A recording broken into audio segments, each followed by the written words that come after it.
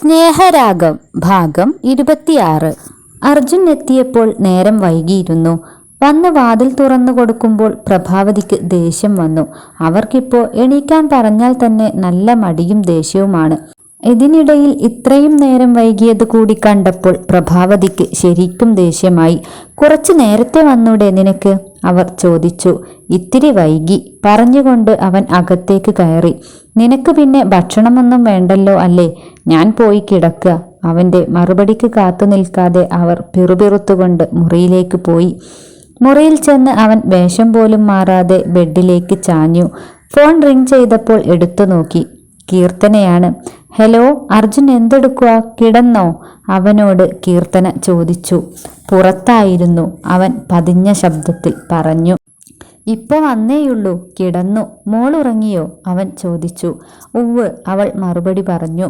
പിന്നെ അവർ അവരുടേതായ ലോകത്തായിരുന്നു. നന്ദനയുടെ നിഴൽ പോലും അവൻ്റെ മനസ്സിലുണ്ടായിരുന്നില്ല. നല്ല മഴയുള്ള ഒരു ദിവസം, രാവിലെ എഴുന്നേൽക്കാൻ മടിയുള്ള ഒരു ദിവസമായിരുന്നു. നീതുവിന് അല്ലെങ്കിൽ തന്നെ മടിയാണ്. നന്ദന കണ്ണു തുറന്ന് കുറച്ചു നേരം കിടന്നു, പിന്നെ എഴുന്നേറ്റു. നീതുവിനെ വിളിക്കാനായി അവളുടെ മുറിയിലേക്ക് പോയി. അവൾ എണീറ്റിട്ടുണ്ടാവില്ലെന്ന് നന്ദനയ്ക്ക് നന്നായി അറിയാമായിരുന്നു. നീതുമോളെ എണീക്ക്, നിനക്കിന്ന് പോവണ്ടേ? നന്ദന അവളെ കുലുക്കി വിളിച്ചു.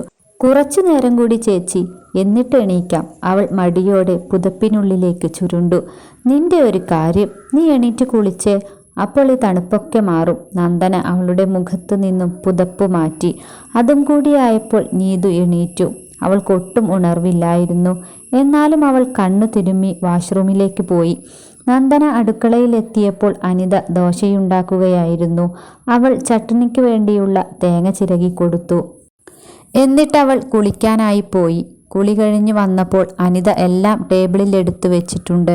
മൂവരും ഒരുമിച്ചിരുന്നാണ് ഭക്ഷണം കഴിച്ചത്. നീതു തണുത്തു വിറച്ച് ടേബിളിൽ വന്നിരിപ്പുണ്ട്. ഇന്ന് ഞാൻ പോണോ അമ്മേ? അതാ ആലോചിക്കുന്നത്, അവൾ പറഞ്ഞു. എന്ത് മഴയാ, എങ്ങനെയാ പോവുക? അവൾ വാചാലയായി. അതും പറഞ്ഞ് വീട്ടിലിരുന്ന് ഉള്ള സമയം TV കാണാനല്ലേ, വേഗം കഴിച്ചിട്ട് പൊയ്ക്കോ, അനിത പറഞ്ഞു. പതിവ് പോലെ നന്ദനയും നീതുവും ഒരുമിച്ചിറങ്ങി. സെന്ററിൽ എത്തിയപ്പോൾ എല്ലാവരും വരുന്നേയുള്ളൂ. അവൾ ഫോണെടുത്ത് ദേവനെ ഒന്ന് വിളിച്ചു. എന്തേ നന്ദു? അപ്പുറത്ത് നിന്നും ദേവന്റെ സ്വരം കേട്ടു. അഡ്വക്കേറ്റ് വിളിക്കുകയോ മറ്റോ ഉണ്ടായോ ദേവേട്ട? അവൾ ചോദിച്ചു. നോട്ടീസ് അവരുടെ കയ്യിൽ കിട്ടിക്കാണും, അയാൾ പറഞ്ഞു. ഇനിയുള്ള നടപടികൾ എന്താണെന്ന് ഞാനൊന്ന് അരുണിനെ വിളിച്ചന്വേഷിച്ചിട്ട് നിന്നോട് പറയാം. വേഗം വേണേ ദേവേട്ട, അവൾ പറഞ്ഞു. ശരി, ഞാൻ വിളിച്ചു നോക്കട്ടെ, അവൻ പറഞ്ഞുകൊണ്ട് ഫോൺ അവസാനിപ്പിച്ചു. അഞ്ജുവും അജിതയും വന്നപ്പോൾ അവളും അവരുടെ കൂടെ സൈൻ ചെയ്യാനായി പോയി. പ്രകാശ് ക്യാബിനിൽ തന്നെ ഇരിപ്പുണ്ട്. അഞ്ജുവിൻ്റെ സൈൻ ചെയ്യൽ കഴിഞ്ഞപ്പോൾ അവൾ മറ്റുള്ളവരെ കാത്തുനിന്നു. നന്ദന തൻ്റെ സൈൻ ചെയ്യൽ കൂടി കഴിഞ്ഞിട്ട് പോവാം എന്ന ഭാവത്തിൽ അവരെ നോക്കി. നന്ദനയോട് എനിക്കൊരു കാര്യം പറയാനുണ്ട്, നിങ്ങൾ പൊയ്ക്കോളൂ, പ്രകാശ് അഞ്ജുവിനോടും അജിതയോടുമായി പറഞ്ഞു. അവർ നന്ദനയെ ഒന്ന് ഒളികണ്ണിട്ട് നോക്കി പുറത്തേക്ക് നടന്നു. നന്ദനയ്ക്ക് കടുവയുടെ മുന്നിൽപ്പെട്ട ആട്ടിൻകുട്ടിയുടെ മാനസികാവസ്ഥയായിരുന്നു. എന്താണ് സാർ എന്നോട് പറയാനുള്ളത്? അവൾ ചോദിച്ചു. ഇന്നലെ വന്നപ്പോൾ തന്നെ കാണാനോ സംസാരിക്കാനോ പറ്റിയില്ല, അവൻ പറഞ്ഞു. ഹസ്ബൻഡുമായി എന്തെങ്കിലും പ്രശ്നത്തിലാണോ താൻ? അവൻ ചോദിച്ചു. ആര് പറഞ്ഞു സാറിനോട് ഇങ്ങനെയൊക്കെ? അവൾ തിരികെ ചോദിച്ചു. അല്ല, താൻ ഹോസ്റ്റൽ അന്വേഷിക്കുന്നുണ്ടെന്നറിഞ്ഞു, അതാ ചോദിച്ചത്, അവൻ പറഞ്ഞു. എന്നാൽ സാറ് കേട്ടോ, ഞാൻ ഹോസ്റ്റൽ അന്വേഷിക്കുന്നുണ്ടെന്ന കാര്യം സത്യം തന്നെയാണ്. എന്നാൽ അത് എന്തിനെന്നോ ഏതിനെന്നോ സാറിനോട് വിശദീകരിക്കേണ്ട കാര്യം എനിക്കില്ല. അതും പറഞ്ഞ് അവൾ പ്രകാശിൻ്റെ വാക്കുകൾക്ക് ചെവി കൊടുക്കാതെ വെട്ടിത്തിരിഞ്ഞ് ക്യാബിന് പുറത്തേക്കിറങ്ങി. അവൾ അങ്ങനെ ചെയ്യുമെന്ന് പ്രകാശ് പ്രതീക്ഷിച്ചില്ല. അവൾ താൻ പറയുന്നത് മുഴുവൻ കേൾക്കുമെന്നാണ് അവൻ കരുതിയത്. പക്ഷെ നടന്നത് മറ്റൊന്നായിരുന്നു. സ്റ്റാഫ് റൂമിലേക്ക് നടക്കുമ്പോൾ അവളുടെ കണ്ണുകൾ നിറഞ്ഞു. ഷാളിൻ്റെ തുമ്പാൽ അവൾ മിഴികൾ അമർത്തി തുടച്ചു. സ്റ്റാഫ് റൂമിലേക്ക് കടന്ന് ബാഗ് ടേബിളിൽ വെച്ച് അവൾ തല കൈകളിൽ വെച്ച് കിടന്നു. സങ്കടം കൊണ്ട് അവളുടെ ഹൃദയം വിങ്ങി. അപ്പോഴാണ് അവളുടെ ഫോണിലേക്ക് ദേവൻ വിളിച്ചത്. ഫോണിൻ്റെ ശബ്ദം അവളെ ആകെ അലോസരപ്പെടുത്തി. അവൾക്ക് ഫോൺ എടുക്കാൻ തോന്നിയില്ല. ആരാണെന്നറിയാൻ ഫോൺ എടുത്തൊന്ന് നോക്കിയപ്പോൾ ദേവനാണ്. അത് കണ്ടതും അവൾ വേഗം ഫോൺ എടുത്തു. എന്തേ ദേവേട്ട? മനസ്സിലെ വിങ്ങൽ പുറത്ത് കാണിക്കാതെ അവൾ ചോദിച്ചു. 12-ാം തീയതി അഡ്വക്കേറ്റിനെ കാണാൻ ചെല്ലാൻ പറഞ്ഞിട്ടുണ്ട്. ശരി ദേവേട്ട. അവൾ ഫോൺ വെക്കുമ്പോൾ ഇന്ന് എത്രയാണ് ഡേറ്റ് എന്ന് മനസ്സിലിട്ടൊന്ന് ആലോചിച്ചു. 9 ആയല്ലോ, 2 ദിവസം കഴിഞ്ഞാണല്ലോ എന്ന് മനസ്സിൽ വിചാരിക്കുകയും ചെയ്തു. അഞ്ജുവും അജിതയും ലാബിലായിരുന്നു. നന്ദനയും എഴുന്നേറ്റ് മുഖം തുടച്ച് പൊട്ടു നേരെയാക്കി ലാബിലേക്ക് പോയി. പിന്നീടുള്ള നിമിഷങ്ങൾ അവൾ തൻ്റെ സ്റ്റുഡൻസിനായി മാറ്റിവെച്ചു. സെന്ററിൽ നിന്നും നന്ദനയും കോളേജിൽ നിന്ന് നീതുവും ഒരുമിച്ചാണ് വന്നത്. നന്ദന ബസ്സിറങ്ങി നടന്നു. ചെറുതായൊരു മഴയുണ്ട്, ചാറ്റൽ മഴയാണ്. കുട വേണമെന്നൊന്നുമില്ല. എന്നാലും നന്ദന കുട നിവർത്തിയിട്ടുണ്ട്. റോഡിൽ നിന്നും ഒരു ഇടവഴിയിലേക്ക് ഇറങ്ങണം.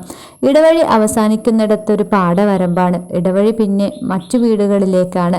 അവൾ പാടവരമ്പിലേക്ക് ഇറങ്ങിയപ്പോഴാണ് ചേച്ചി നിൽക്ക് എന്ന് നീതു ഉറക്കെ വിളിച്ചു പറയുന്നത് കേട്ടത്. അത് കേട്ടതും നന്ദന തിരിഞ്ഞ് അവളെ നോക്കി കാത്തുനിന്നു. എത്ര നേരായി ഞാൻ ചേച്ചിയെ വിളിക്കണു? നീതു പറഞ്ഞു തുടങ്ങി. ഞാൻ കേട്ടില്ല മോളെ, നന്ദന ചിരിയോടെ പറഞ്ഞു. ഞാൻ ചേച്ചിയുടെ പുറകെ ഓടുകയായിരുന്നു. ഈ ചേച്ചി എന്ത് സ്പീഡിലാ നടക്കണേ? അവൾ പറഞ്ഞു. രണ്ടുപേരും ഓരോ വർത്തമാനങ്ങൾ പറഞ്ഞ് വീട്ടിലെത്തി. കുളിയും ചായകുടിയും എല്ലാം കഴിഞ്ഞ് നീതു ബുക്കെടുത്ത് ഉമ്മറത്ത് വന്നിരുന്നു. ഫോണും പിടിച്ചുകൊണ്ട് നന്ദനയും ഉമ്മറത്തെത്തി. ഇനിയും സന്ധ്യാദീപം തെളിയിച്ചില്ലേ എന്ന അനിതയുടെ ചോദ്യം കേട്ടപ്പോഴാണ് സമയം വൈകിയ കാര്യം രണ്ടാളും അറിഞ്ഞത്. അതിനെങ്ങനെയാ, ഫോണും കയ്യിൽ പിടിച്ചിരുന്നാൽ ചുറ്റും എന്താ നടക്കുന്നതെന്ന് പോലും അറിയില്ലല്ലോ, അനിത കുറ്റപ്പെടുത്തും വിധത്തിൽ പറഞ്ഞു. നന്ദന അകത്തുപോയി ദീപം തെളിയിച്ച് പുറത്തേക്ക് വന്നു. സന്ധ്യാധാമം ചൊല്ലി. അനിത ഹാളിൽ ഇരിക്കുകയാണെന്ന് കണ്ടപ്പോൾ അവൾ അടുത്ത് ചെന്ന് സെറ്റിയിലിരുന്നു.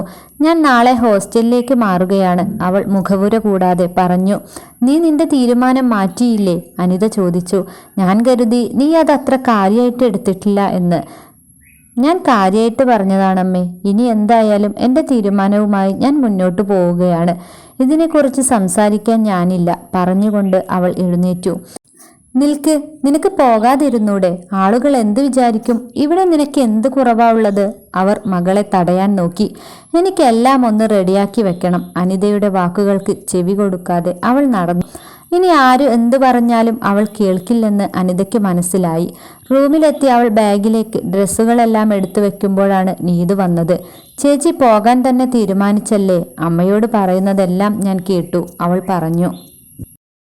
അതൊക്കെ നാം ആദ്യമേ സംസാരിച്ചതാണ് മോളെ. ഇനി നമുക്കതിനെക്കുറിച്ച് സംസാരിക്കണ്ട. ഞാൻ എന്തായാലും പോകാൻ തന്നെ തീരുമാനിച്ചു. എന്നോട് ഇത്തിരിയെങ്കിലും ഇഷ്ടമുണ്ടെങ്കിൽ ചേച്ചി പോകില്ല, നീതു സങ്കടത്തിൽ പറഞ്ഞപ്പോൾ നന്ദനയ്ക്ക് കരച്ചിൽ വന്നു. ഹോസ്റ്റലിൽ പോയി എപ്പോഴെങ്കിലും എനിക്ക് തിരിച്ചു വരാൻ തോന്നിയാൽ ഞാൻ വരും, നീതുവിനെ സമാധാനിപ്പിച്ചുകൊണ്ട് അവൾ പറഞ്ഞു. പിന്നെ അത്രയ്ക്ക് അകലെയൊന്നുമല്ലല്ലോ, നീ എപ്പോൾ എന്താവശ്യത്തിന് വിളിച്ചാലും ഞാൻ വരും, അവൾ ഉറപ്പു കൊടുത്തു. ബാഗുകളെല്ലാം റെഡിയാക്കുമ്പോൾ നീതു എല്ലാം നോക്കിക്കൊണ്ട് അവിടെ തന്നെ നിന്നു. രാത്രി ഉറങ്ങാൻ കിടന്നപ്പോൾ നീതു നന്ദനയുടെ അടുക്കലാണ് അന്ന് കിടന്നത്. എനിക്ക് ചേച്ചി പറയുന്നതൊന്നും മനസ്സിലാകുന്നില്ല. ചേച്ചി എന്തിനാ പോകുന്നത് എന്നും എനിക്ക് മനസ്സിലാവുന്നില്ല. എന്തായാലും അധികം അവിടെ തങ്ങാതെ ചേച്ചി പെട്ടെന്ന് തന്നെ വരണേ, അവൾ പറഞ്ഞു. നീ പറയുന്നത് പോലൊന്നുമല്ല, ഞാൻ വരും. നിന്റെ ഏത് കാര്യത്തിനും ഞാനുണ്ടാവും, അവൾ മിഴികൾ തുടച്ചുകൊണ്ട് പറഞ്ഞു. നീതു തിരിഞ്ഞ് നന്ദനയെ കെട്ടിപ്പിടിച്ചു. നന്ദന ഒരാശ്വാസത്തിനെന്ന പോലെ അവളെയും മുറുകെ പിടിച്ച് കിടന്നു. നന്ദന ഹോസ്റ്റലിലേക്ക് മാറിയ വിവരം ഇൻസ്റ്റിറ്റ്യൂട്ടിലെ ഒരുവിധം സ്റ്റാഫുകളെല്ലാം അറിഞ്ഞു കഴിഞ്ഞു. ഒരാളുടെ വ്യക്തിജീവിതത്തിനെക്കുറിച്ച് ചുറ്റുമുള്ളവർ ഇത്രയേറെ ജാഗരൂകരാണല്ലോ എന്നവൾ തിരിച്ചറിയുകയായിരുന്നു. രാജിനിയും ദുഃഖത്തിന്റെ മുഖമൂടിയടിഞ്ഞ് നന്ദനയുടെ ജീവിതത്തിൽ എന്താണ് സംഭവിച്ചതെന്നറിയാൻ ശ്രമിച്ചിരുന്നു.